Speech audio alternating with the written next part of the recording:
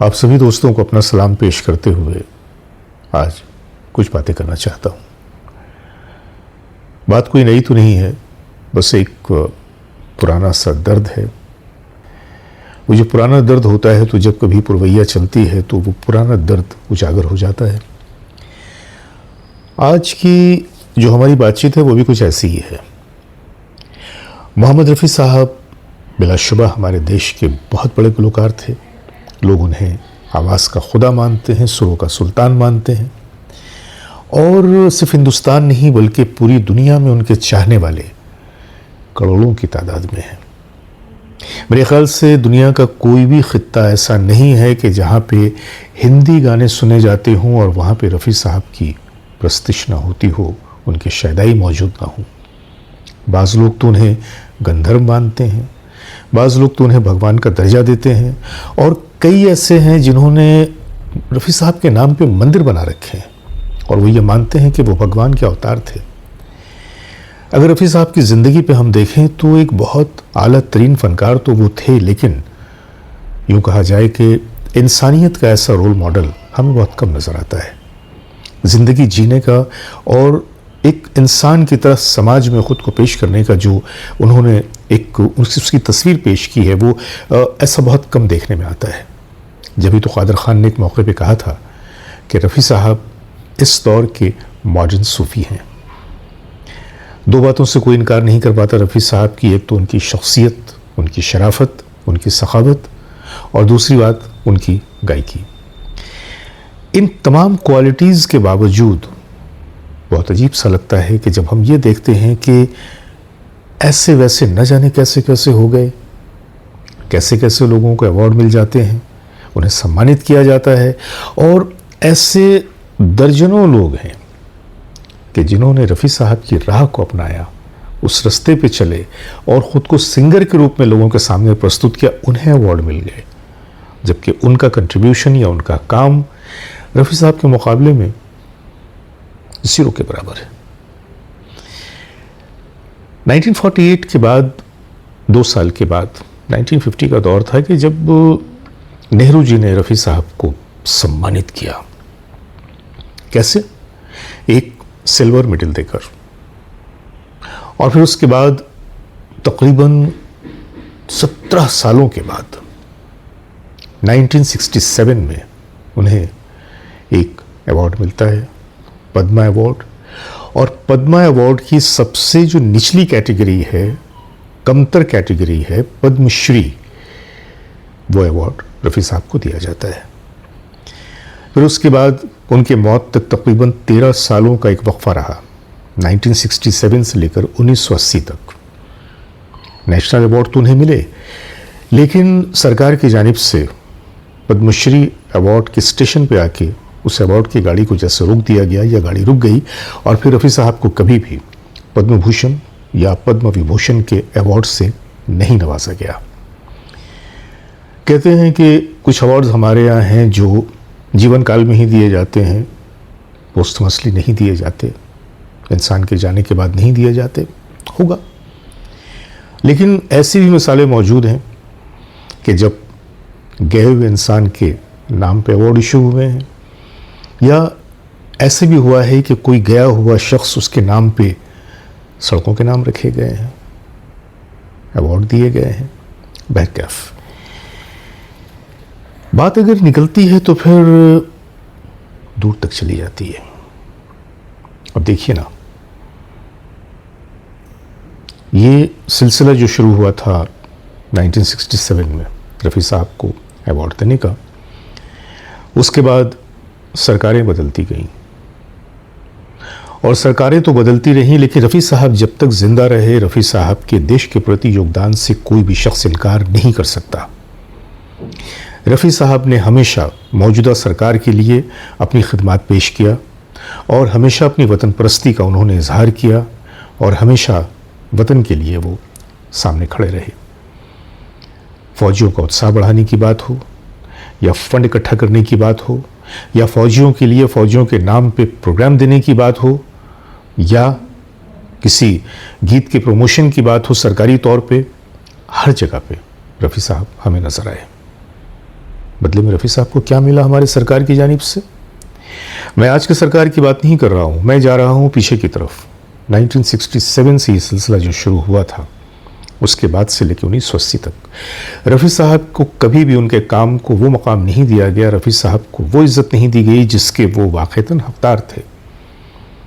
नज़र के सामने रफ़ी साहब के साए को लेकर चलने वाले लोगों को पद्म भूषण दिया जाता है, पद्म विभूषण दिया जाता है, भारत रत्न दिया जाता है, और रफ़ी साहब दूर खड़े बस देखते रहते हैं। और हम रफ़ी साहब के चाहने वाले इस इंतज़ार में जीते हैं कि काश या शायद रफ़ी साहब की खिदमत का हमारी सरकार को एतराफ़ हो। मानता हूँ कि पिछली सरकार जो थी वो शायद निकम्मी थी, नाकारा थी, उनकी निगाहों में वो बात नहीं थी, उनकी नज़र की रोशनी कम थी कि वो अपने ऐसे फ़नकारों को जिन्हें हम आइकॉन मानते हैं अपने देश का, वहाँ तक उनकी निगाह नहीं पहुँची, हो सकता है। पर भाई आज की सरकार को क्या हुआ? आज बीजेपी की हुकूमत है, नरेंद्र मोदी जी हमारे पीएम हैं, और ये जो पद्म अवार्ड्स होते हैं ये पीएम ऑफिस से ही गुजर कर अप्रूवल के लिए राष्ट्रपति के पास जाते हैं। इस बीच में जब से मोदी जी आए अब तक न जाने कितने लोगों को पद्मश्री के अवार्ड से नवाजा गया, पद्म भूषण के अवार्ड से नवाजा गया, पद्म विभूषण भी दिए गए। जाहिर सी बात है कि वो लोग सरकार की निगाहों में उस लायक होंगे, उस काबिल होंगे, जब भी तो वे अवार्ड दिए गए। लेकिन जब हम गहराई के साथ देखते हैं तो हमें तस्वीर कुछ और नज़र आती है। हमें इन अवार्ड के पीछे एक इन्फ्लुएंस नज़र आता है, एक एजेंडा नज़र आता है, एक सियासी खेल नज़र आता है। वरना क्या वजह है कि जो लोग, क्या कहूँ कि फिर से वही बात कहने का मन कर रहा है कि जो लोग रफ़ी साहब के साए के पीछे पीछे चलते थे वो अवार्ड याफ्ता हो गए। मिसाल दे रहा हूँ, उदित नारायण जी, उन्हें पद्म भूषण भी दिया गया। कंगना रनावत जी, उन्हें पद्मश्री दिया गया।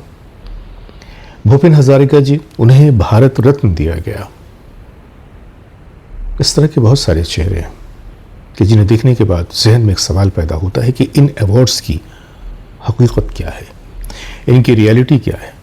मैंने बार बार एक सवाल किया है कि भारत रत्न को पाने का या पद्म भूषण या पद्म विभूषण को पाने का जो क्राइटेरिया है, उस क्राइटेरिया से रफ़ी साहब की खिदमत को मैच करके क्यों नहीं देखते आप? एक वजह बता दीजिए कि भाई इस वजह से रफ़ी साहब को पद्म भूषण या पद्म विभूषण नहीं दिया गया, और इस वजह से रफ़ी साहब को भारत रत्न नहीं दिया जा सकता। कोई वजह तो होनी चाहिए ना।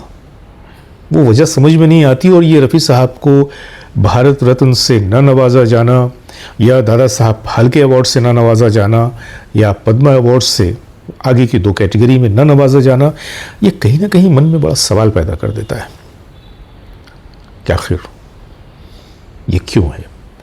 और ये सवाल जैसे एक न सुलझने वाली गुत्थी बनता जा रहा है जो लोगों को परेशान करता रहता है।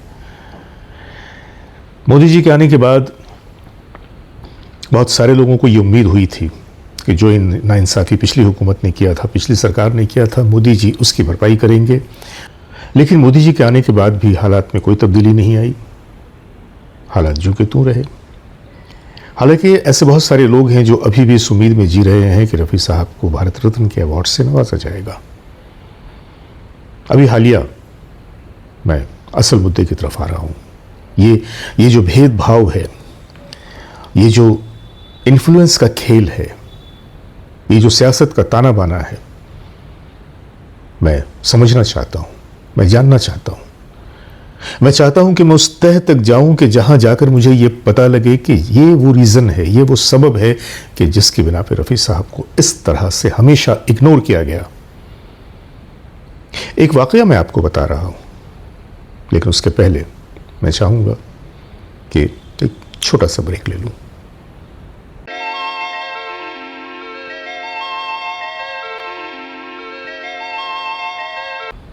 दोस्तों, जैसे कि मैंने कहा कि जब एक हवा होती है ना, पुरवैया पछिया क्या कहते हैं, जब वो हवा चलती है तो पुराने दर्द उभर आते हैं। अभी हालिया जब मैंने देखा कि अरिजीत सिंह को पद्मश्री के अवार्ड से नवाजा गया, तो उस वक्त भी मेरे जहन में ये सवाल पैदा हुआ कि चलिए साहब, रफ़ी साहब के साथ तो जो नाइंसाफ़ी नेहरू जी की तरफ से हुई, इंदिरा गांधी जी की तरफ से हुई, उसके बाद की सरकार और जो पीएमआई उनकी जानिब से हुई, लेकिन वो सिलसिला बढ़ते बढ़ते बढ़ते नरेंद्र मोदी जी तक भी पहुंच गया। अभी हालिया 24 दिसंबर जब रफ़ी साहब की ये बर्थ सेंटेनरी थी, उनके 100 साल पूरे हुए थे उनकी सालगिरह के, तो पीएम साहब ने बड़ा खूबसूरत ट्वीट किया। ये कहा कि भाई रफ़ी साहब हमारे देश के बहुत ही आला गायक थे, और लोग बड़े खुश हो गए, खुशी के मारे अपनी बगलें बजाने लगे। अरे भाई, मोदी साहब ने तो रफ़ी साहब के बारे में बड़े अच्छे शब्दों का इस्तेमाल किया और रफ़ी साहब को बहुत बड़ा गायक बताया, अपने देश की शान बताया। भाई साहब, ये जो पद्म अवार्ड्स या भारत रत्न अवार्ड्स के देने की जो जिम्मेदारी होती है या जो इख्तियार होता है, इसकी शुरुआत ही पीएम साहब से होती है। अगर पीएम साहब चाहें या चाहते तो क्या रफ़ी साहब के इस बर्थ सेंटेनरी के मौके पे रफ़ी साहब को उस अवार्ड से सम्मानित नहीं किया जा सकता था, जिसके लिए उनके चाहने वाले बिल्कुल फर्श पे निगाहें जमाए बैठे? हो सकता था। और ये नाइंसाफ़ी अगर हो रही है या हुई है तो इसलिए हैरत नहीं होती है कि नेहरू जी के दौर में भी ये हुआ था कि जब एक ही स्टेज पे रफ़ी साहब ने भी गाना पेश किया था गणतंत्र दिवस के मौके पे, और लता जी ने भी पेश किया था। रफ़ी साहब ने लीडर फिल्म का गीत पेश किया था, अपनी आज़ादी को हम हरगिज़ मिटा सकते नहीं। नौशाद साहब भी मौजूद थे, और जिस तरीक़े से उन्होंने उस गीत को अदा किया था, तमाम लोगों के दिलों में वतन परस्ती की एक क़ुव्वत को जगा दिया था, एक उस जज्बे को जगा दिया था। फिर उसके बाद जब लता जी आई और लता जी ने ऐ मेरे वतन के लोगों ज़रा आँख में भर लो पानी ये गीत पेश किया, तो फिर ऐसा लगता था कि माहौल बिल्कुल बदल गया, और सारी मशीनरी, सारे लोग बस लता जी के वाहवाही में लग गए, उनके आगे पीछे हो गए, और रफ़ी साहब की उस परफॉर्मेंस को यकसर इग्नोर कर दिया गया। तो ये सिलसिला क्यों है? फिर सवाल वही आता है। अभी भी ये जो दिसंबर का महीना था, इसमें आपने देखा कि राज कपूर जी की भी बर्थ सेंटेनरी मनाई गई, रफ़ी साहब की भी बर्थ सेंटेनरी मनाई गई। राज कपूर जी का योगदान फिल्म इंडस्ट्री के लिए, फिल्म के कलाकारों के लिए, फिल्म प्रोडक्शन के लिए, देश के लिए बेमिसाल है, बेमिसाल। सबसे बड़े शोमैन कहे जाने वाले राज कपूर जी ने बेहतरीन फिल्में बनाई, और उन्होंने हमेशा समाज के दर्द को न सिर्फ ये दर्शाया, बल्कि समाज के करता धरता लोगों को आईना भी दिखाया। खूबसूरत फिल्में बनाई उन्होंने, हर तरह के टॉपिक पे फिल्में बनाई। लेकिन वहीं पे हम रफ़ी साहब की बात करते हैं। लेकिन चलिए पहले राज कपूर जी की बात ख़त्म कर लेते हैं कि अभी हालिया राज कपूर जी के एंटायर फैमिली को मोदी जी की तरफ से दावत दी गई, उन्हें इनवाइट किया गया, उन्हें सम्मानित किया गया। राज कपूर जी के नाम पे मैंने सुना है कि किसी सड़क का नाम रखा जाने वाला है। हालांकि अभी ये खबर मेरे पास ऑथेंटिक नहीं है, लेकिन वो जो कहते हैं ना कि धुआं तो उसी वक्त निकलता है जब कहीं आग लगती है।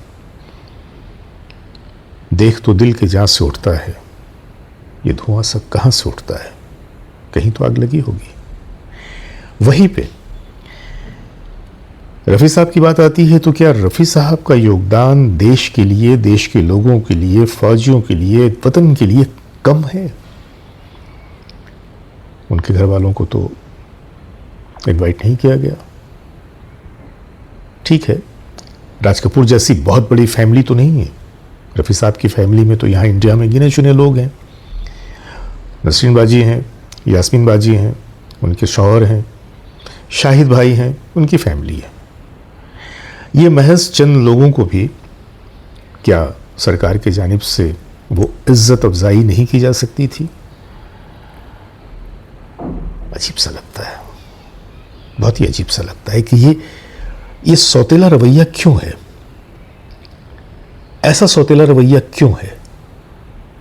तकलीफ होती है, क्योंकि हम जिस देश में रहते हैं ये एक डेमोक्रेटिक कंट्री है, जहाँ पे कहते हैं कि बोलने की, कहने की, सुनने की, चलने की, फिरने की, हर बात की आज़ादी है।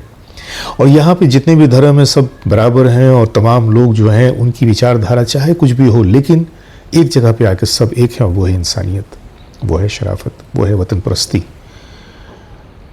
तो फिर ये अलग अलग तरह की रंगत और अलग अलग तरह की सोच और विचारधारा क्यों बन जाती है? हमें साफ तौर से नजर आता है।